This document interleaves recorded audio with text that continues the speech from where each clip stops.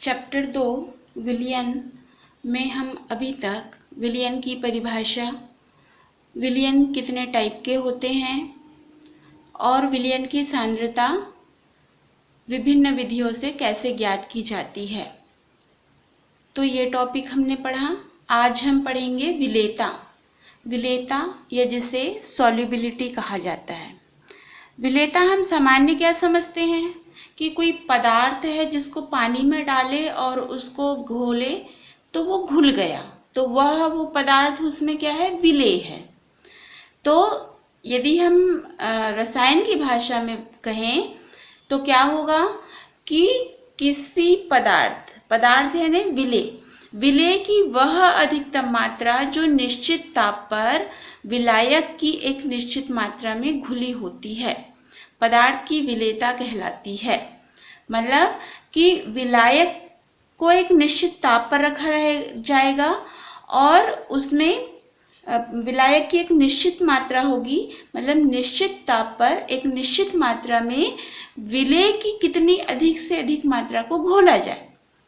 तो अधिक से अधिक मात्रा मतलब उसमें घोलते नहीं जाना है, मतलब उसके एक निश्चित मात्रा उसकी विलेय पदार्थ की भी होगी जिसमें उसको अधिकतम से अधिकतम घोला जा सके, तो वो उस पदार्थ की क्या कहलाएगी, विलेयता कहलाएगी।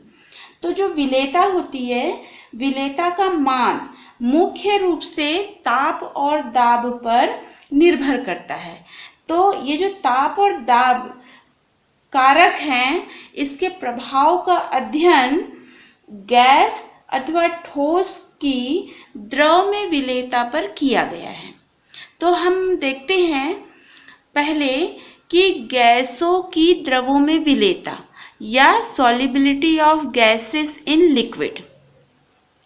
तो हम दैनिक जीवन में आपको ये समझना है कि द्रव में कौन से पदार्थ विलेय हैं। मतलब द्रव भी विलेय होता है, द्रव में गैस भी विलेय होता है, द्रव में ठोस भी विलेय होता है, जिसका हमने उदाहरण जो विभिन्न प्रकार जो 9 प्रकार के पढ़े उसमें उदाहरण में हमने देखा। तो हमको यही समझना है। तो हम आज की क्लास में जो गैसों की द्रवों में विलेयता क्या होती है और उसको कौन कौन से कारक प्रभावित करते हैं कि वो गैस जो है द्रव में अधिक विलेय है या गैस जो है द्रव में कम विलेय है, तो वो क्यों है, किस कारण से है, इसको हमको समझना है। और जो जैसे बोल रहा है कि गैस की द्रव में विलेयता को प्रभावित करने वाले कारक, तो कारक शब्द से क्या मतलब है, जैसे अभी गर्मी का मौसम है, तो गर्मी का मौसम है तो आपको पढ़ने से रोकने के लिए कौन कौन से कारक प्रभावित कर रहे हैं, मतलब कि आपको कौन रोक रहा है, कौन से कारक ऐसे हैं जो आपको पढ़ाई करने से रोक रहा है और कौन से ऐसे कारक है जिसकी उपस्थिति होने पर आप पढ़ाई को और अच्छी तरीके से कर सकते हैं। तो वो चीजें क्या कहलाएगी, उसके कारक। तो इसी प्रकार से गैस की द्रव में विलेयता को प्रभावित करने वाले कारक भी होते हैं। तो हम पहले देख लेते हैं कि गैस की विलेयता अथवा अवशोषण गुणांक, अवशोषण गुणांक को एब्जॉर्प्शन कोफिशिएंट भी कहते हैं। तो जो गैस की विलेयता है, गैस की विलेयता यानी क्या है कि हम अपने दैनिक जीवन में देखते हैं कि जो जीव जंतु है, जीव जंतु जीवित क्यों रहते हैं, क्योंकि पानी में क्या होता है, ऑक्सीजन घुली हुई है। पानी में ऑक्सीजन घुले हुए होने के कारण जीव जंतु जीवित रहते हैं। दूसरा कि जो शीतल पेय कोल्ड ड्रिंक्स जो आप पीते हैं, तो कोल्ड ड्रिंक्स में आपने देखा है कि उसको अधिक दबाव से उसमें कार्बन डाइऑक्साइड गैस भरी रहती है। जब आप बोतल को हिलाते हैं तो या नहीं भी हिलाएंगे तो वो जो है हल्का सा भी यदि वो हिल गया तो वो बहुत तेजी के साथ में ढक्कन खोलने पर तेजी के साथ में निकल जाता है। तो जो आपका कोल्ड ड्रिंक्स है, कोल्ड ड्रिंक्स में कार्बन डाइऑक्साइड गैस का जलीय विलयन होता है। और जो हम प्रैक्टिकल रूम में कुछ अभिकर्मक उपयोग करते हैं जैसे HCl, हाइड्रोक्लोरिक अम्ल, अमोनियम हाइड्रोक्साइड, ये गैस के जलीय विलयन होते हैं। तो हम इस प्रकार से ये कह सकते हैं कि जो कुछ गैस ऐसी होती है जो विलायकों में घुलनशील होती है और कुछ गैसें ऐसी होती हैं जो विलायकों में घुलनशील नहीं होती हैं।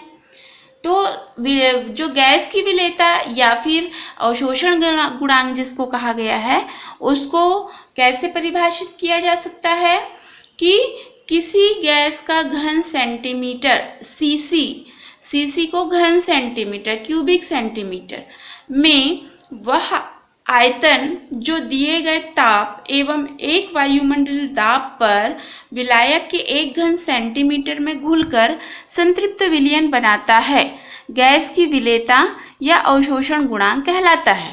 इसे अल्फा से व्यक्त किया जाता है, मतलब कि गैस की विलेयता को अल्फा से शो करेंगे फर्स्ट, और जो विलायक है, विलायक का एक घन सेंटीमीटर में जो दिया गया ताप रहेगा और एक वायुमंडलीय दाब रहना चाहिए, उसमें किसी गैस का घन सेंटीमीटर में वह आयतन जो उसको उसमें घोल करके संतृप्त विलयन बना सके, वह उस गैस की क्या कहलाएगी, विलेयता, या फिर उसको कहेंगे अवशोषण गुणांक।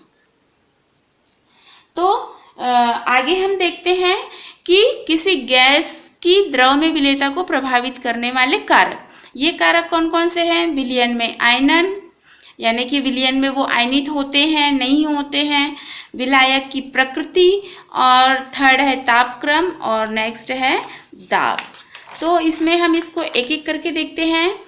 तो विलयन में आयनन, विलयन में आयनन से मतलब क्या है कि जब गैस को विलयन में आयनित किया जाता है, मतलब आयनित किया जाना मतलब धनावेश ऋणावेश में जब हम विलेय को घोलेंगे तो वह धनावेश और ऋणावेश में विभक्त हो जाएगा, तो वही है विलयन में आयनन।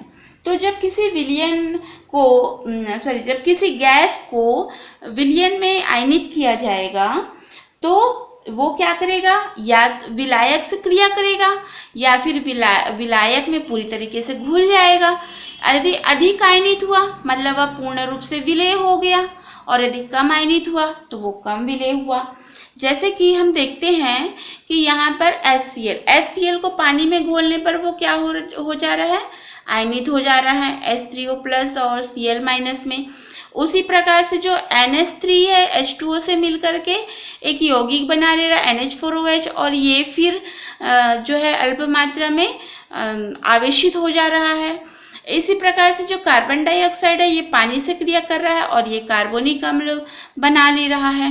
तो इसका मतलब क्या है कि हम ये कह सकते हैं कि जो गैसों का विलयन में आयनन है, जब वो आयनित होता है तो उसकी विलेयता अधिक होती है। लेकिन कुछ गैसें ऐसे होते हैं जो आसानी से जिनका द्रवीकरण नहीं होता है। क्यों नहीं होता है? क्योंकि वो गैसें हल्की होती है, तो जब उनका आयनीकरण या द्रवीकरण आसानी से नहीं होगा तो उसकी विलेयता कम होगी। जैसे उदाहरण क्या है आपका, हाइड्रोजन, ऑक्सीजन, नाइट्रोजन और भी और गैसें। तो जो ऑक्सीजन होती है, ऑक्सीजन जो है रक्त में अधिक विलेय होता है। हमारे शरीर में हम सांस लेते हैं तो ऑक्सीजन जाती है, फिर वो रक्त में मिलती है, तो रक्त में वो विलेय है। क्यों विलेय है? क्योंकि वो हीमोग्लोबिन से क्रिया करके वो ऑक्सी हीमोग्लोबिन बनाता है। तो इस प्रकार से क्या होता है कि कुछ गैसें जो है विलयन में अच्छी तरीके से विलेय होती है और कुछ गैसें जो है कम विलेय होती हैं। तो ये फर्स्ट पॉइंट विलयन में आयनन। दूसरा है विलायक की प्रकृति। विलायक की प्रकृति ये जो है ये समान को घोलता है कि सामान्य सिद्धांत पर आधारित होता है। समान को घोलना मतलब क्या है कि जो ध्रुवीय गैसें होती है, ध्रुवीय गैसें मतलब जैसे अमोनिया हो गया, हाइड्रोजन सल्फाइड है, H2O है, मतलब ये आयनित हो जाती है। तो जो ध्रुवीय गैसें होती हैं वो ध्रुवीय विलायक में ही अधिक विलेय होगी। मतलब यदि हम पानी, तो खैर पानी में पानी घुलनशील ही है वो, जैसे H2S है, H2S को यदि हम पानी में घोलेंगे तो वो अच्छे से विलेय हो जाएगा। तो इसका मतलब है कि जो ध्रुवीय गैसें हैं वो ध्रुवीय विलायक में अधिक विलेय। लेकिन यदि हम इसको कार्बनिक विलायक में घोलते हैं, जैसे कि अल्कोहल, अल्कोहल में यदि हम इसको घोलेंगे तो ये जो है अल्कोहल में विलय नहीं होगी।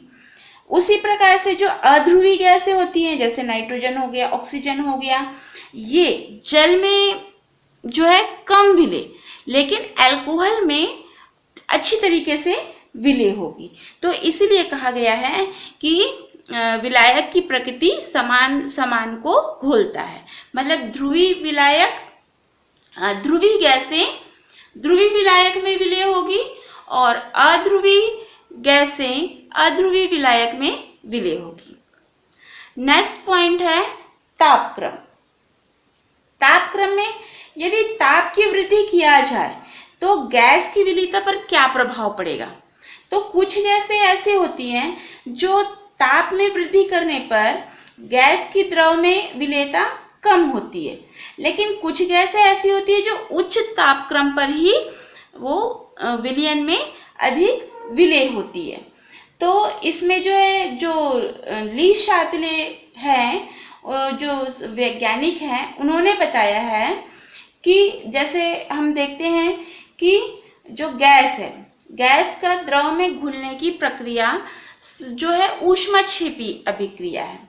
क्यों ऊष्मक्षेपी अभिक्रिया है? क्योंकि जब हम पानी को, जैसे हम पानी को देखते, पानी को जब हम उबालते हैं तो उसमें उबाल आता है, तो उसमें बुलबुला आता है। तो बुलबुला क्यों आ रहा है? क्योंकि उसमें गैस क्या है? विलय है।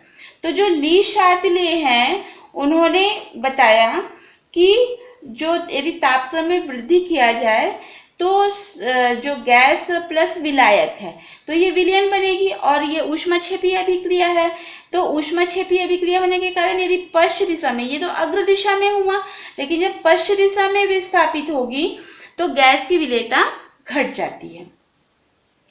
कुछ गैसें ऐसे हैं जो कुछ मात्रा में विलय होती है, मतलब ताप को बढ़ाने से कुछ गैस की विलेयता कम होती है और तापक्रम को बढ़ाने पर कुछ गैसों की विलेयता अधिक होती है। तो ये है तापक्रम का प्रभाव। नेक्स्ट है दाब का प्रभाव गैस की विलेयता पर कैसे पड़ता है? तो यहाँ पर हम देख रहे हैं कि यहाँ पर ये पिस्टन है, ये हमने एक बीकर में ले लिया है विलयन यानी कि मान लीजिए ये जल है और ये ऊपर में गैस है और ऊपर में पिस्टन है। तो यहाँ पर जो गैस का कण है, अभी इस पर कोई दबाव नहीं लगाया जा रहा है। जब दबाव नहीं लगाए जाने पर क्या होगा कि इसका जो जितना आयतन है उस पर गैस के कण जो है घूमते रहेंगे और कुछ ही कण जो है विलयन की सतह पर विलयन में घुलित होंगे। लेकिन जब पिस्टन से दबाव डाला जाता है तो दबाव डालने पर क्या हो गया, अब गैस को आयतन कम मिलेगा, और जब गैस को आयतन कम मिलेगा तो क्या होगा, विलयन विलेयता बढ़ेगी। मतलब ये जो कण है वो क्या होंगे, विलयन में जाएंगे और वो घुलेंगे। तो दबाव डालने पर क्या होगा, गैस जो है विलयन में विलय होगा। तो इससे हम क्या निष्कर्ष निकालते हैं कि विलयन पर दाब बढ़ने से गैस की विलेयता बढ़ती है। तो इसको गैस की विलेयता और दाब के बीच में संबंध स्थापित करने के लिए हेनरी ने एक नियम दिया। तो हेनरी के नियम के अनुसार, ये क्वेश्चन इंपॉर्टेंट है, हेनरी का नियम, इस नियम के अनुसार स्थिर ताप पर किसी गैस की द्रव में विलेयता गैस के दाब के समानुपाती होती है। एकदम सामान्य बोल रहा है कि स्थिर ताप पर, मतलब ताप को स्थिर कर दिया जाए और तो गैस की द्रव में विलेयता गैस के दाब के समानुपाती होती है। तो यदि मान लीजिए कि गैस की मात्रा m ग्राम है और उसका दाब P है, तो विलयन के साम्यावस्था में क्या होगा, m पहले बता दिया कि गैस की मात्रा, जो गैस की द्रव में विलेयता गैस के दाब के समानुपाती, तो गैस का दाब क्या है, P है, तो इसके समानुपाती है। तो इसका समानुपाती का चिन्ह हटाने के लिए हम K एक स्थिरांक लेते हैं, तो ये स्मॉल k है, और हम इसको जो इस समीकरण को m equal to k into P को हम m by P equal to k लिख सकते हैं।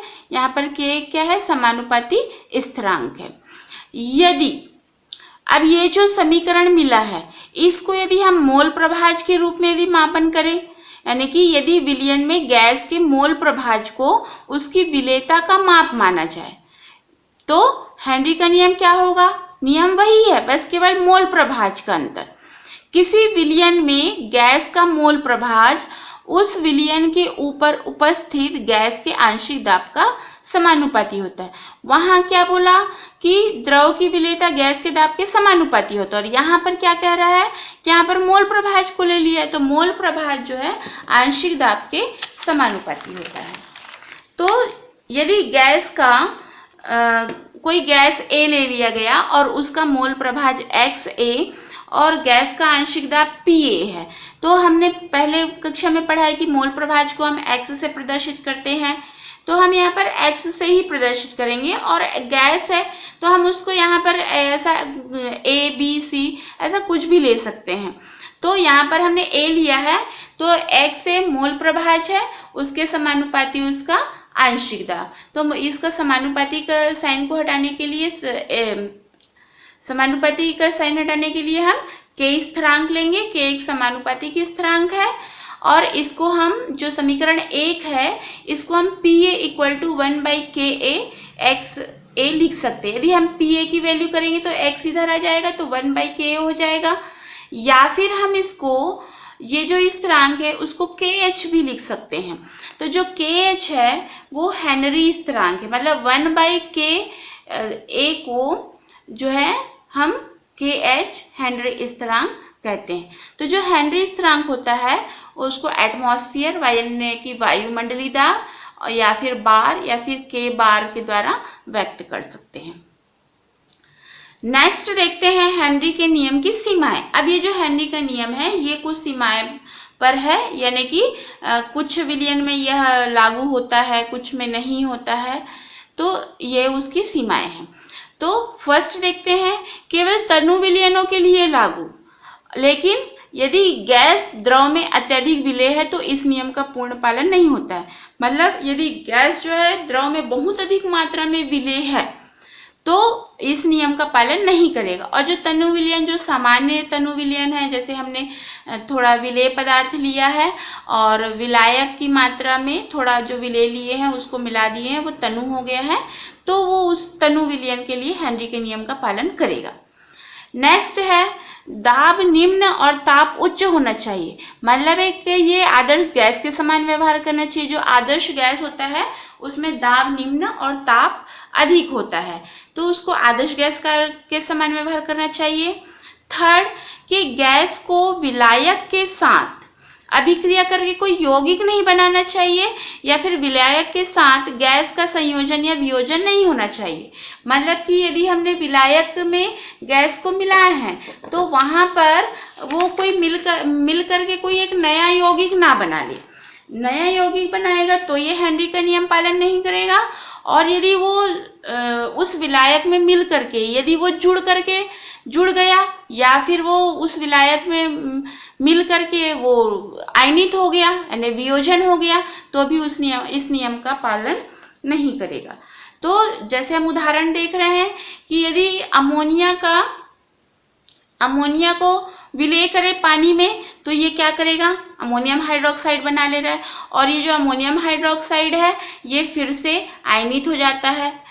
और सेकेंड क्या है, HCl क्या होता है, पानी में विलेय करने पर ये भी H+Cl- में विलेय हो जाता है। तो यहाँ पर ये दोनों जो है हेनरी के नियम का पालन नहीं करेंगे, क्योंकि कहा गया है कि हेनरी का नियम जो है ये जब गैस को विलायक में अभिक्रिया नहीं होना चाहिए, तो ये तो अभिक्रिया कर रहा है और ये एक नया यौगिक बना ले रहा है, और यहाँ पर वियोजित नहीं होना चाहिए, या फिर ये हम बोलिए कि यहाँ पर संयोजन हो रहा है और यहाँ पर जो है वियोजन हो रहा है, तो इसलिए ये उदाहरण जो है हेनरी के नियम का पालन नहीं करेंगे। फिर नेक्स्ट है हेनरी के नियम के अनुप्रयोग, मतलब इसका प्रयोग किस में किया जाता है। तो फर्स्ट है कार्बोनेटेड शीतल पेयों के उत्पादन में। कार्बोनेटेड शीतल पेयों के उत्पादन में कैसे होता है, जो कोल्ड ड्रिंक्स बनती है तो कोल्ड ड्रिंक्स में क्या किया जाता है, जो कार्बन डाइऑक्साइड है उसकी विलेयता को बढ़ाने के लिए और बोतल पर अधिक दाब करके उसको बंद किया जाता है। सेकंड है गहरे समुद्र में श्वास लेने में। गहरे समुद्र में श्वास लेने में मतलब क्या है कि जैसे जैसे जो गोताखोर होता है, गोताखोर जो बहुत अधिक गहराई में समुद्र में जाते हैं गोताखोर कहलाते हैं।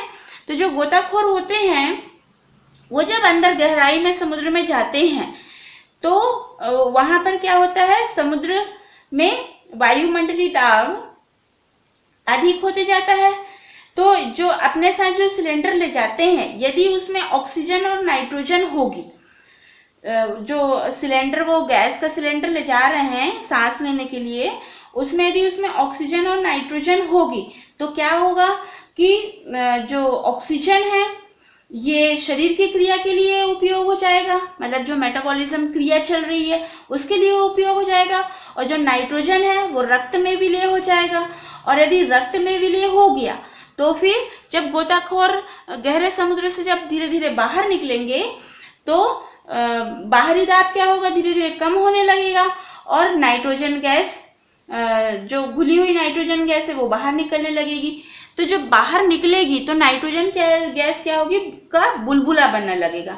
तो जो बुलबुला बनने लगेगा तो वो हमारे जो नर्वस इम्पल्स होते हैं उसको, जो तंत्रिका स्पंदन होती है उसको प्रभावित करता है, और इससे एक रोग उत्पन्न होता है जिसको बैंड्स कहते हैं। ये बैंड्स जो है बहुत पीड़ादायक भी होता है और ये जानलेवा भी होता है, कभी कभी इससे मृत्यु भी हो जाती है। तो यानी कि रक्त में क्या हो रहा है, नाइट्रोजन की मात्रा अधिक बढ़ जाने से वो जो है गोताखोर को अधिक नुकसान पहुंचा रहा है। तो इसीलिए जो गोताखोर होते हैं अपने सिलेंडर में जो सामान्य हीलियम और नाइट्रोजन और ऑक्सीजन गैस का मिश्रण को प्रयोग करते हैं। नेक्स्ट पॉइंट है अधिक ऊंचाई पर श्वास लेने में कठिनाई। अब अधिक ऊंचाई पर हमने 8वीं कक्षा में पढ़ा है कि जो पर्वतारोही होते हैं उनके नाक से खून बहने लगता है जब वो अधिक ऊंचाई पर चढ़ते हैं। तो जब वो अधिक ऊंचाई पर चढ़ते हैं तो वहां पर क्या होता है, जो दाब है वो जो सामान्य सतह, जैसे हम अभी यहाँ पर क्या है, सामान्य सतह है जहाँ पर हम रह रहे हैं तो हमें कुछ नहीं होता है, लेकिन जैसे जैसे हम ऊपर पर्वत में चढ़ने जाएंगे तो वहां की सतह का दाब क्या होता है, कम होता है। तो कम होने के कारण उसमें क्या होगा, ऑक्सीजन की सांद्रता कम होने लगेगी, और जब ऑक्सीजन की सांद्रता कम होने लगेगी तो जो पर्वतारोही होगा उसको कमजोरी महसूस होगी, या कहिए कि उसको सांस लेने में भी परेशानी होगी और उसके सोचने की भी क्षमता कम हो सकती है। तो यदि ऐसे लक्षण होंगे तो इसको एनॉक्सिया कहते हैं। नेक्स्ट है फेफड़े की क्रियाविधि में। तो हेनरी का नियम जो है फेफड़े की क्रियाविधि में कैसे उपयोग आता है, जब हम सांस लेते हैं तो हम सांस लेंगे तो क्या होगा, ऑक्सीजन हमारे शरीर के अंदर जाता है और ये ऑक्सीजन हीमोग्लोबिन के साथ क्रिया करता है और ऑक्सी हीमोग्लोबिन बनाता है। तो जो ऑक्सी हीमोग्लोबिन बनाता है, तो जब ऑक्सीजन हमारे शरीर के अंदर गया तो वहां पर क्या होगा, वहां पर उसका आंशिक दाब घटकर कम हो जाता है, और जब आंशिक दाब घट के कम हो जाता है तो ऑक्सी हीमोग्लोबिन से ऑक्सीजन जो है मुक्त होता है और कोशिकाओं की, जो हमारी कोशिकाएं जो कार्य कर रही है उसमें वह लग जाता है। तो इस तरीके से हेनरी के नियम का अनुप्रयोग यहाँ पर होता है।